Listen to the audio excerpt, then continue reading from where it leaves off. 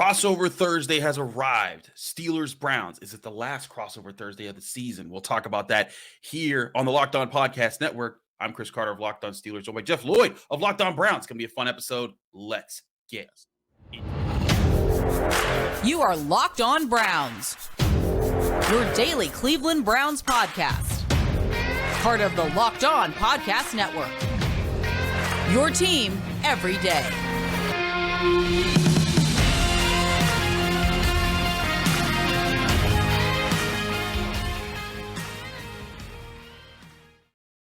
Hello and welcome to Crossover Thursday here on the Locked On Podcast Network. I'm Chris Carter. He's Jeff Lloyd. I'm of Locked On Steelers. He's of Locked On Browns, and we're breaking everything down as the two teams head to face off in another regular season finale. This is not new to us, Jeff. We've done this, it feels like almost every year for the past 30 years. The Steelers and Browns find a way to play themselves at the end of the game. By the way, you can find this show on Apple, Spotify, Google Podcasts, Odyssey, and YouTube. Like this video if you see it on YouTube. Subscribe to this YouTube channel to get all of your daily Monday through Friday episodes, whether it's Steelers or Browns, and you'll be up to date all the time. And we always want to remind you guys that today's episode is brought to you by Prize Picks, because they always sponsor our crossover episodes. Prize Picks, of course, is daily fantasy made easy. Just pick 2 to 5 players, and if they score more or less than their Prize Picks projections, you can win up to 10 times your money on any entry. It literally takes less than 60 seconds to enter because it's that easy. We love Prize Picks. You know you will too. First-time users receive a 100% instant deposit match up to $100 with promo code Locked On. That's LOCKEDON, Locked On at PrizePicks.com. Jeff, how you doing, man? It's the new year, and these two teams find themselves duking it out at the end of the season again. Yeah, probably a little different. I'd say probably the expectations and where both teams maybe are currently residing. I would say both fan bases a little disappointed. I'm sure in the heart of both fan bases, they both want to win this week. For the Browns, hey, third place is better than fourth place. Same thing for Pittsburgh. For Pittsburgh to say it was a 9-8 season and never break this Mike Tomlin streak of losing would be excellent for that franchise. Browns, the importance, and probably what is the biggest Cleveland Browns storyline to this point is Deshaun Watson. Deshaun Watson wins on Sunday in his 6-game run to Cleveland Browns as a starting quarterback. He'll be 4-2. You're playing at 66.6% winning percentage. You start to tell people that. People start to believe maybe in what your product is going to be 2023 when you have a full season of Deshaun Watson. Last week, first half against Washington, brought me back to the old line years ago. John McKay, coach of the Tampa Bay Buccaneers. How did you feel about your offensive execution? I'm in favor of it. Well, that's exactly how I felt about the Browns' first half last Sunday in Washington. But I think the thing you learned, and when you go out and you make a move to get a quarterback of this ilk, is it doesn't have to be 60 minutes of perfection. It doesn't. It just, if you can string together it quickly, like Deshaun Watson did, and I guess it was 3 touchdown passes in a gameplay time of maybe about 20 minutes of gameplay, those are things that can be the difference. I think some people, feel the expectations haven't been met yet to this point. 700 days is a long time away from a football field to go to a new offense. To go to all new personnel. It'd be one thing if you walk back into a room and you were playing with guys you always played with and you kind of have that unwritten language with each other and you have all that stuff down already. But for me, I've been thoroughly impressed. I think the escapability in the pocket and breaking sacks right now, that I think is something that actually blows my mind, because I would think that would have been one of the hardest things to basically get back. He hasn't had a pass rusher near him in almost 2 full years, and all of a sudden here he is, getting out of plays, juking, jiving. Maybe an opportunity to use his legs a little bit more. That is probably something that showed up in the Christmas Eve game. You hold the ball and you're getting on 4 seconds. There's only so much your receivers can do. There's only so much your offensive lineman can do. So you got to put something together yourself. Scramble drills aren't working yet. That's probably understandable. There's just not enough of a rapport between Deshaun Watson and his receivers yet where that's working out. You have Nick Chubb banging on the door of 1,500 yards here. I'm sure the Browns would like to get that number for him as their franchise back, just continue to put out another great season. But Deshaun Watson, this is what it's all about. And if you say it's 4-2, that's good enough for me. I don't need to argue statistics. I don't care if Deshaun Watson statistically competes year in, year out with the top quarterbacks in the NFL. That doesn't bother me in one iota. And I don't care what they paid him.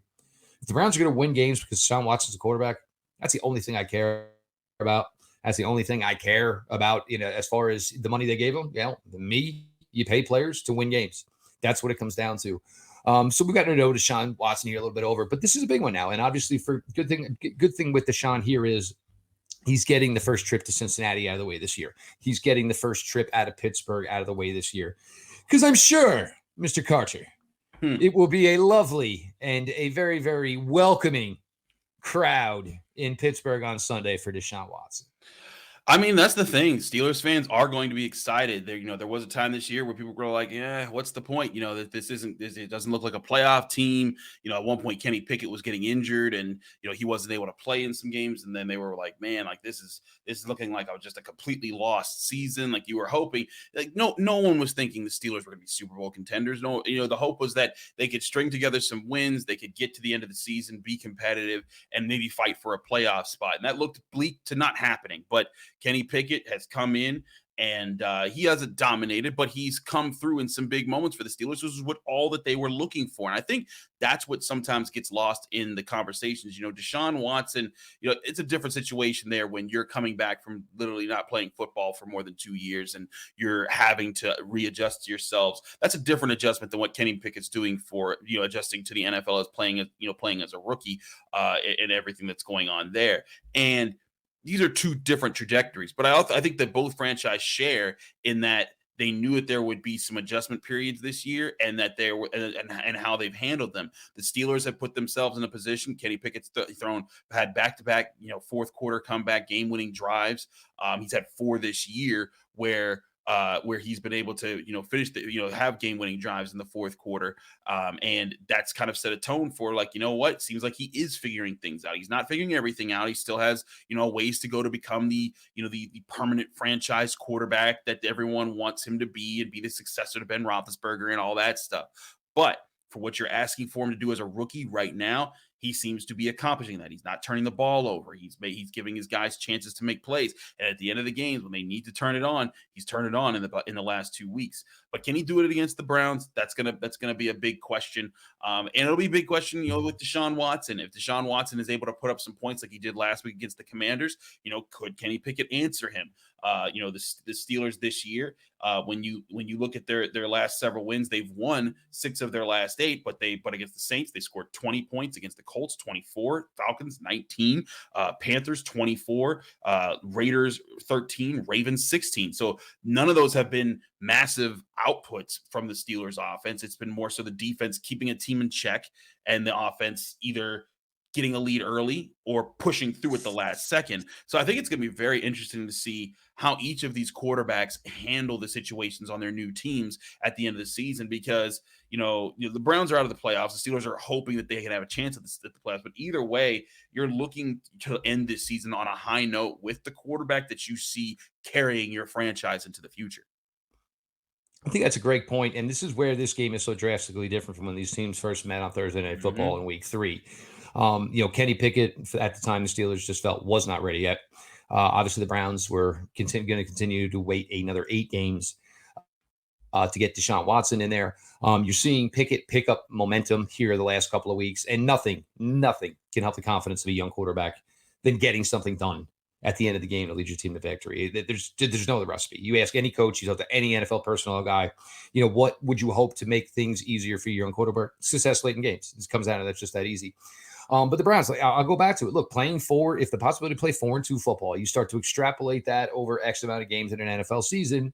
And even with the Browns' tendencies, on defense this year, where there's been a lot of lapses, that has started to pick up here. The Browns they started the season with 6 linebackers.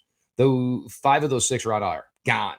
So now you're getting an inspired effort here with Deshaun Watson and from guys that weren't here in the beginning of the season. And that's what could make this game interesting, because obviously, as we know, Jacoby Brissett is not going to be playing.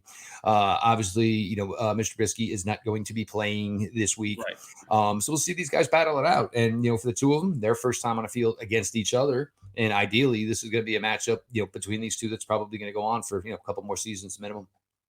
Absolutely. And of course, there's lots of other matchups that are going to be important on the field, not just the quarterbacks. We'll get to those in just a minute here on the Locked On Podcast Network on Crossover Thursday as we preview Steelers Browns regular season finale, 1 p.m. Acrisure Stadium. But first, before we do any of that, we got to talk to you guys about Bet Online. Bet Online has you covered all season long with more props, odds, and lines than ever before as your number one source for all your betting stats and sports information. You can get sports developments, league reviews, news, including sports podcasts, just like these ones that we're producing for you right now that break down all the betting news on the NFL, NBA, NHL, anything out there. Betting sports, Bet Online has, and Bet Online is your continued source for all your sports wagering information, from live betting to playoffs, esports, and more. Head to your website today, or use your mobile device to learn more about the trends in the action when you visit Bet Online, where the game starts.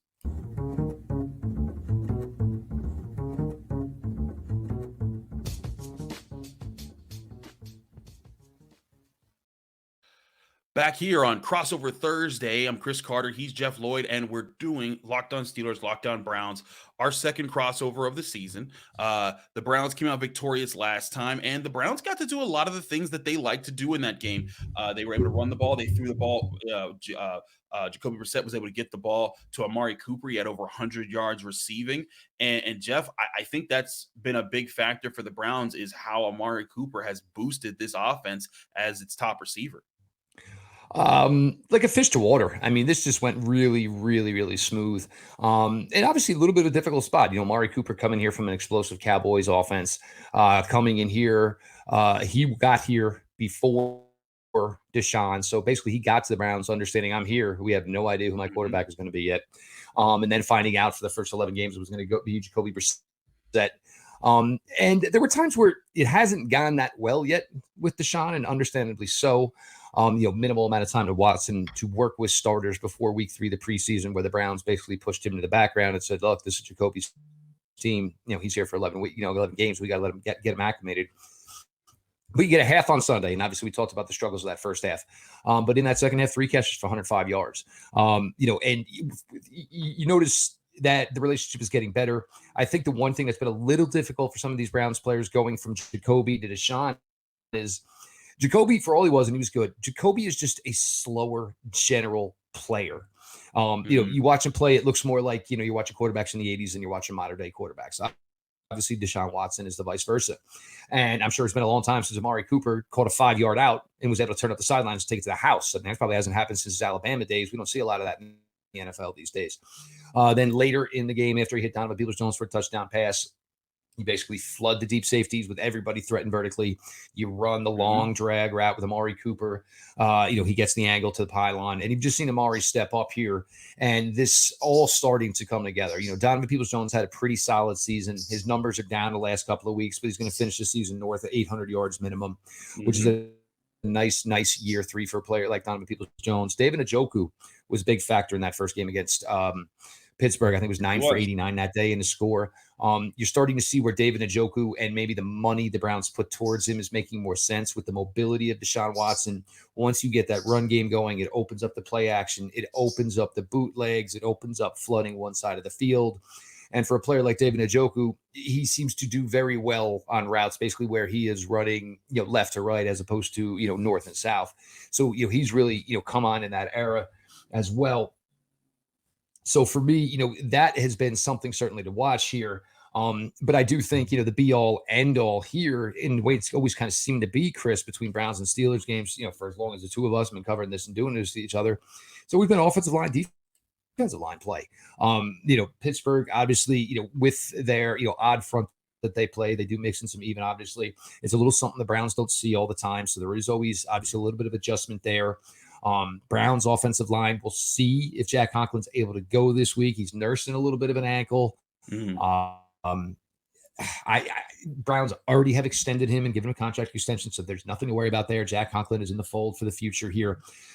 They do have a young guy in James Hudson that they would not mind getting a look at. If everybody remembers, towards the end of last year, basically James Hudson started, go ahead, kid, TJ Watt, you and him, one-on-one. Let's see what happens. But we'll see, and he's been better than this year, so we'll see if the opportunity is there for him to play. But the key in these games, Chris, and, as we both know, is usually, whichever side of, whoever basically wins the trench wars, whether it's a combined effort between your offense and your defensive line, are usually the teams that turn out victorious in these games. Absolutely. And that's the way I look at it because, as much as, we look at, how the passing game worked for the Browns, it feeds off of the run game. It starts with Nick Chubb, the second leading rusher in the NFL right now. And how, once he gets going, it makes it easier for the passing game to work. And even when Deshaun Watson is playing. And I think that was the big factor that the Steelers were able to cling on to last year when they played the Browns. They were able to keep the run game in check in both contests. The Browns didn't get over 100 yards combined both times last year, and that kind of helped the Steelers kind of play at the pace that they need to play at. But earlier this year when they played, the Browns did run the football effectively, and in fact, ran for 171 yards on them, and that allowed the Browns to kind of play at the pace. And then there's not as much pressure on a Jacoby Brissett. And again, this isn't even Jacoby Brissett anymore. This is now Deshaun Watson. So for me, I know that people are going to talk about, the Steelers got to do everything they can to stop Deshaun Watson. But I think the Steelers need to take a similar approach to how they played the Raiders. When they played the Raiders, Josh Jacobs was eating everyone alive. He's still the NFL's leading rusher with over 1,600 yards. And then Derek Carr had Devontae Adams, Hunter Renfrow was back, Darren Waller was back. And the question was, who do you focus on with that many weapons on an offense? And the Steelers made it clear what their plan was. Take away Josh Jacobs, secondary, double team Devontae Adams, everyone else win your one-on-ones, pass rush, get home. And that was the plan all game long. They mixed up how they did it. And I asked Micah Fitzpatrick about that after them beating the Raiders. They said, yeah, we were switching up our looks, but the whole plan was to find ways to make it hard for Devontae Adams to get loose. I think this is going to be a similar plan for the Steelers against the Browns. They're going to find ways to mix things up against Amari Cooper. They're going to focus on stopping Nick Chubb, and they're going to focus, and they're going to trust their pass rush to get after Deshaun Watson, make his life a little bit harder, and they're going to trust their other matchups. They're going to trust their other corners and safeties to just limit David Njoku, limit Donald Peoples-Jones, and that's going to be their hope on that side. Now, but on the offensive side, the Steelers are a different team as well there. It's not just TJ Watt being back on the defense that's helping them there. On the offensive side, the offensive line is playing at a much better rate. They're run blocking better. They're combinating off each other, and it's helped Jaylen Warren and Najee Harris as a 1-2 punch in the backfield lead the charge for the Steelers. And similarly to how Nick Chubb makes it easier for a Jacoby Brissett or a Deshaun Watson, those guys have made it easier for Kenny Pickett to say, hey, you know what? I can come at you with a balanced look, and I don't have to make all the throws all the time for the Steelers to move the football. And even though the Steelers aren't putting up points, they're possessing the football. If you go back to when the Steelers played the Browns back earlier in the season, they were next to last in time of possession in the NFL. They were terrible at possessing the football. Now they're fifth, and it's because they're running the ball, not turning the ball over as much, and they're finding ways to keep drives alive. And even if they don't get 7 points out of them, they're making it so their defense doesn't have to live on the field at the way that they were in the first month and a half of the season. And I think that's a big difference here. So a big part of this will be, can that Browns defensive front get after the Steelers? Can they make it hard on the Steelers offensive line? You're still going to have Myles Garrett. You're going to have Taven Bryan. You're going to have Jordan Elliott, Jadeveon Clowney. That crew, if they can wreck things and keep the Steelers offensive line from getting a push and allowing Najee Harris to get loose, I think that's your biggest key to disrupting the entire Steelers flow of what they do right now. And that's kind of been the focal point here the last 2 weeks. I mean, if you take Taysom Hill out of the equation on Christmas Eve, the Browns held all the Saints running backs under 4 yards per carry. The Commanders running backs last week, same thing, held them under 4 yards per carry. It's been an inspired effort here. Tony Fields, the only linebacker basically standing from the first initial 53.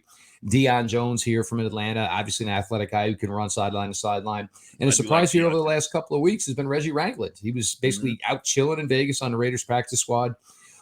Still a proficient linebacker in stopping the run. And look, there's roles for guys like that in the NFL. And the Browns ideally want to get to the position where they can get their nickel and dime on the field as fast as possible. So having a player like Reggie Ragland who can come in, be successful on first down, bring a little authority, bring a little umph. Obviously, it's not helping this team very much right now, but does bring a little bit of champion pedigree to that locker room. Having played at Alabama, having played for Bill Belichick, having been with the Chiefs during Super Bowls. It's nice to have it in there. And, it's rare when you get, this late in the year and you've lost so many guys that you can bring in a guy with that type of resume. But it might be one of the reasons that the Browns defense is looking better here over the last couple of weeks. I'm not saying it's saving any jobs by any means, but maybe it's saving some of the talent in that room for being here in 2023. No, I hear that. And again, when you get to the point where the Browns got to, where it was like, this season, what you didn't hold on the way you were hoping while you were waiting for Deshaun. And when Deshaun came back, it took a little bit longer to get things going. You're now at that point where like, okay, just focus on finishing strong, finding the guys that are going to be part of the formula when you wanted to put it together. And then that way you can hit the ground running in 2023. I think the Steelers, even though they're still in the playoff picture here, and we'll get to that in a bit in the final segment, that's been the focus all along. I think the Steelers have been looking at who, when they were 2-6, all right, who's stepping up? Who's actually going to show up, early for workouts and practices, who's going to focus on the game plan and find ways to win some of these games down the stretch, because they're going to have to be some dog fights. And I think the Browns, in a similar case, you look for those guys because you got guys that you signed to your long-term deals, but you're also looking for those guys that are, your vets that you brought in on kind of like fly-by contracts where it's like, hey, if you're great, we'll keep you. If not, oh, well, we spent like a few million on you here for a year. And the same thing for young guys that are looking to earn their future paychecks. It's about finding those guys. And I think that in the trenches, there's a lot of linemen, a lot of linebackers, running backs, and even some safeties and guys that are going to come down and help. Those guys, I think this is going to be a game where on either side, you can earn some serious paychecks to stay with either team. We'll get to more about this, about where both of these teams are, because I think it's time. It's good to take a global view at Steelers Browns right now and the rest of the AFC North and how it's played out this year. Now that it's week 18 and this is the last week of the season, we'll talk about where both of these teams are and where everything we see being in the AFC and the AFC North. But first, before we do any of that, we got to talk to you guys about Built Bar. And if you're looking for a delicious treat, but you don't want all of the fat and the calories, this is why you've got to try Built Bar. With the holidays over, everyone's going to be trying to eat healthier and meet their New Year's resolutions. But if you still want to take something tasty to eat, this is why Built Bar becomes your best option. It's healthy, it's tasty, and they're covered in 100% real chocolate. They come in so many flavors like churro, peanut butter brownie, coconut almond, and so many more. And all of these flavors only pack 130 calories, 4 grams of sugar, and fit 17 grams of protein into each bar. It's amazing. And you don't have to wait around to get a box anymore. For years, we've talked about Built Bar and how you can go to built.com and order them to be delivered right to your house. But now you can go to just your local Walmart or your local Sam's Club and pick up a box there. That's right. Head to your nearest Walmart today and you can walk into the pharmacy section and grab yourself a box of Built Bars. You can pick up a 4-bar box of cookies and cream, double chocolate, or coconut puffs. Or if you're close to a Sam's Club, run in and grab a 13-bar box with hit flavors like brownie batter and churro. Trust me, when you try Built Bars, you'll thank me later. Go to Built Bars and find the best protein bars available out there.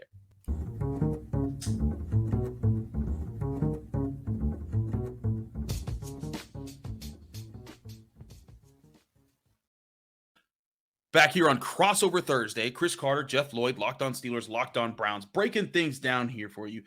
Jeff, let's take a step back from the matchups and everything right now, because it is interesting to see where these two teams are compared to where people were hoping that they would be. Steelers 8-8, Browns 7-9. If the Browns win, they get to be third place. They're not in the playoffs, but still, you got a chance to end your division rivals' playoff dreams. And to give Mike Tomlin his first ever losing season in 16 years of coaching. And also to give yourself, some sort of like, hey, we finished with, the season on a win streak. And that's nice to carry. On the Steelers side, you got a chance to keep the non-losing season streak record going, get to the playoffs for a third year in a row, excuse me. And also, kind of put a thorn in the Browns side on your way there. Now for the Steelers, they also need help. They need the New York Jets to beat the Miami Dolphins, which, for a while I wasn't sure was going to happen with the way that the quarterback room was looking for the Jets, but the Dolphins are dealing with some quarterback problems themselves, so maybe that's going to be a little bit more even keel. The Bills, we don't know what the situation is going to be there with the way that they're, with their game with the Bengals being suspended. We hope the best for Damar Hamlin. As a Pittsburgh kid, we've done a lot of talking about him here in this city, and we're a lot of praying for him to come through. But the Bills game against the Patriots is going to be just as important. If the Bills beat the Patriots and the Jets beat the Dolphins, it will come down to Steelers-Browns to determine, do the Steelers make the playoffs? And I think that adds a little bit of motivation for both sides. No question. I don't think the Browns need any more motivation coming into this game. Just coming in here, knowing that they can get to 4-2, salvaging maybe a tiny bit of their season by not finishing in last place here. You want, it's Pittsburgh week. It doesn't matter what the record is. These two teams enjoy basically going out there and, getting it on, beating the daylights out of each other. It's always been the case. It always will be the case. I know for, a lot of Cleveland Browns in their fan base, Pittsburgh Steelers, even though they are not as successful in the AFC North as they have been, for a long, as they were for a long, long time, there's a lot of people within the Cleveland fan base that basically use what you do against Pittsburgh Steelers as the measuring stick for this franchise. So, going in there this week, getting a solid effort, certainly, and most likely, hopefully coming out with a victory in this game would be key and would be crucial. And I do just want to say one thing, obviously, for all the Pittsburgh folks, Buffalo Bill folks, and again, even I will not stop to commend all the effort that was done by the Cincinnati Bengals team, staff, the stadium workers, and the fans. Just amazing, obviously, and it's a little bit tough to do our jobs this week because we never want to think about It's one thing to have to talk about a player getting injured. It's another thing to have to talk about that. But obviously, our thoughts, our prayers, all with the Buffalo Bills organization, of course, with the family of Damar Hamlin. Absolutely, and the family of Damar Hamlin. There's a lot of prayers. I think it's awesome that people raised over $6 million for the charity or for the GoFundMe charity effort. That was originally just the goal was to get 2,500, and that's one that Damar's done for years. I covered him when he was at Pitt. He's very nice then. He was very nice as a Central Catholic guy that went to high school here. And everyone's rooted for him since even when he joined the Buffalo Bills. So tragic situation there. But again, circling back to this matchup, I think it's going to be very interesting to see. These were, again, the Browns. There was hope that the Browns, with the getting of Deshaun Watson, even with the suspension, that they would stay afloat. You had Nick Chubb, you had Amari Cooper, Myles Garrett. This was going to be a year where everything kind of worked. And, injuries play a factor into things. The Steelers, they're 8-8 right now, but if TJ Watt doesn't get hurt early in the year, maybe they win 2 or 3 more games in that stretch where they started out 2-6, and maybe he's healthier down this stretch and it helps them maybe pull off another episode of the Bengals or the Ravens. But either way, both teams have kind of found themselves here. And I think it's interesting with how the divisions played out. The Ravens looked like they might have been the team to dominate this year. Injuries derailed their situation. Lamar Jackson hasn't played. He also didn't practice on Wednesday as they're about to play the Bengals. The Bengals, have emerged to once again rise to the top of the division, although only this year. This isn't a 9-8 team making the playoffs. This is a team with 11 wins, looking to finish strong on the season, and still has an outside chance at the 1 seed going into the final weeks. Granted, the Bills Bengals game still being something that's out there that's got to be figured out. But I think it's been an interesting shuffling of how the powers have been in the AFC North. I think you kind of hit the nail on the head here. For the Browns, for what Jacoby Brissett did for his 11 games, I think everybody, if you had just watched the offensive side of the ball with Jacoby Brissett, the quarterback, you would figure the Browns were 1 game, 2 games over 500 when Deshaun Watson came back. Obviously, it was the defense that let this team down. Coverage gaffes, just, issues all around the defensive side of the ball. And, with a defensive coordinator now finishing his 3rd year, in 2020, he was better with less. In 2021, it started really slow. It ended great. 2022, it started really slow. It's going to end maybe middle of the road. Probably not enough to get it done, but these are things that held this franchise back. And, ideally what we're hoping for the position that they maybe would be 1 game under 500 or even possibly above 500. Deshaun Watson comes back. They're sitting at 4-7. It became a bigger mountain to climb, so to speak, here. But again, the key for them would be if they can close it out at 4-2 here with Deshaun Watson, and understanding that we've maybe for the most part seen a shell of Deshaun Watson, the quarterback that we saw all those years in Houston. The Browns are gladly, be very, very thrilled and excited for the prospects of 2023. Chris, we got to do it. They're going to make us do it. I mean, it's number 1 is week 18. It's the second Browns Steelers crossover of the year. I guess we got to toss out some predictions, but let's toss out some predictions. What's your pick? I think this game is probably should be, and just using the first game and seeing the layout of it, I think it was like 31-20, something like that here. Mm-hmm. You think both teams probably gonna be able to put a little bit more points on the board. You expected Deshaun Watson team should be able to score a little more points. You would think with where Kenny Pickett is at right now, maybe a little more points. So, I'll take a 33-27. I've been calling for a Deshaun Watson big game. I haven't gotten the big game yet. I got the big half. Perhaps this is the week. And honestly, for the Browns, that would be the best possible outcome would be is, they finish in third place. They find a way to salvage themselves to 8-9. They are 4-2 under Deshaun Watson. He finishes out, closes strong, which maybe could be 3 consecutive halves here. And then all eyes are on 2023, and they can get to work at what they got to do. And it makes those free agent talks with prospective free agents a lot easier to sell when you say, "Hey, look, yeah, we know we only played 6 games. We went 4-2 in them." And obviously, it just becomes a much more likable product to commit to.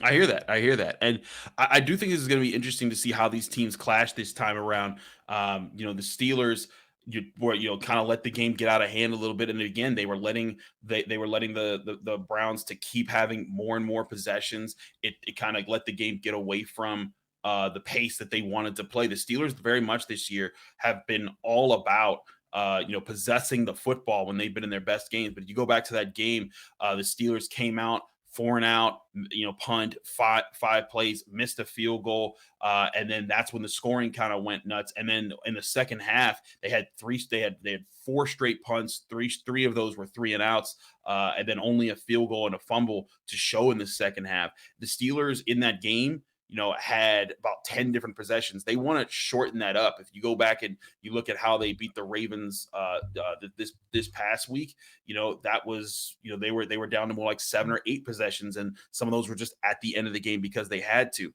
I think this is a game where there's scoring, but I don't think it's high scoring. I think there's field goals. I think that there's a lot more. I think the pace is more of a slugfest, a lot of defensive plays. I think that both teams move the ball, but then start to struggle when they get to the red zone. And then it'll be defined by who takes advantage of those moments and who makes the fewest mistakes there. I'm going to go 19-13 Steelers. It's an odd score, but we've seen a lot of odd scores lately with the amount of field goals and mixed extra points, blocked extra points, or anything along those sorts. I think that this is a game where the Steelers continue to control the pace. And the big thing for me is that the Browns haven't found a definitive way to consistently stop the run. The Steelers have gotten a lot better at stopping the run this season, and they've been able to show that throughout the year's play. But Najee Harris has really come into his own. The Ravens had one of the best rushing defenses in the NFL, and he ran right through him last week. And I think that he, last year, that was a key factor in both the Steelers' wins, was him running the football. I think they lean on him a bit more. It takes away a lot of clock and a lot of opportunities. And I think Deshaun Watson, he starts to find something late, but because of the less possessions, it's gonna kind of come too late, and the Steelers are going to be able to just kind of hold on to the ball, let the clock run out, and that's going to be how they win. But I don't argue with the Browns having a chance to win this game, because the Steelers, the Steelers have a very narrow way of beating you. Like, the Steelers, if this game goes to 30-27, this is the Browns win. Like, the Steelers are not built to win that way. The Steelers are built to win old school, Bill Cowher, Chuck Noll, pound you and hope that, and let the defense play, and then let the quarterback just kind of make a couple plays here and there. If you force them out of that, the Steelers haven't won games that way this year. So that's where I think that it's very doable. It's just a question of who gets to play their pace of game when these two teams line up. I think all solid points.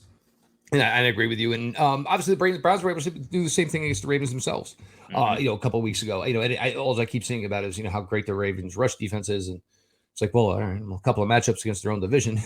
It wasn't that great in those weeks. But I definitely looking forward to it. It's it's crazy, and one of the things I will forever ever say is I don't think anything in the world goes faster than the NFL season.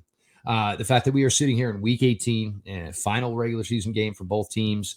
Will either team see another game? Obviously, we know one won't. There's a possibility one will.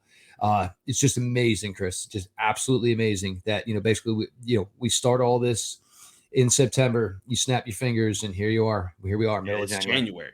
Yeah, it's crazy. The NFL season goes fast. And we'll see. We'll see. We'll be here to see this weekend to see how things play out.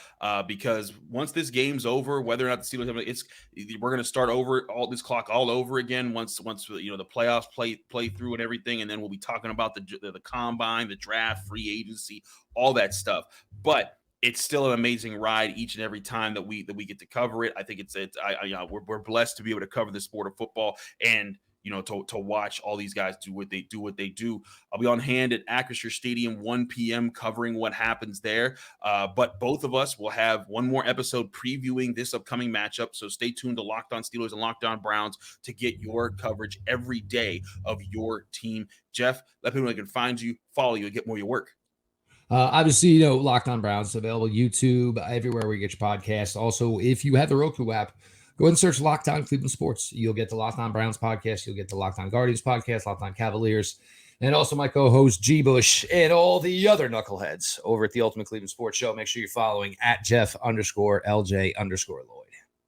Absolutely. Check them out there. They do a lot of great stuff. And the Ultimate Cleveland Sports Show is doing such great stuff, putting together all the things there for that city. I'm Chris Carter, host of the Locked On Steelers podcast. You can find me here on the Locked On Steelers podcast Monday through Friday with bonus episodes, just like you find Locked On Browns, Apple, Spotify, Google Podcasts, Odyssey, and especially YouTube. Like this video if you saw it on YouTube. Subscribe to this YouTube channel to get all of your daily Steelers or Browns information. You can also read my work at the Pittsburgh Post-Gazette, where I cover Pitt athletics. We have a lot of insight on Damar Hamlin, the person. If you want to learn more about Damar Hamlin, there's probably no better place because we talked to all of his high school coaches, teammates, Pitt players, coaches, teammates, all of those things. A lot of insight into how great of a person he is and why so many people are pulling for him for how great of a person he's been. But you can also check out if you're interested in any of the Pitt prospects like Kalijah Cansey, defensive tackle, Rossier Dennis, linebacker. We've been covering those guys all season long. Check out that there at the Pittsburgh Post-Gazette, or follow me on Twitter and Instagram at Carter Critiques. We'll be each back on our own channels for Friday. We'll see you then right here on the Locked On Podcast Network.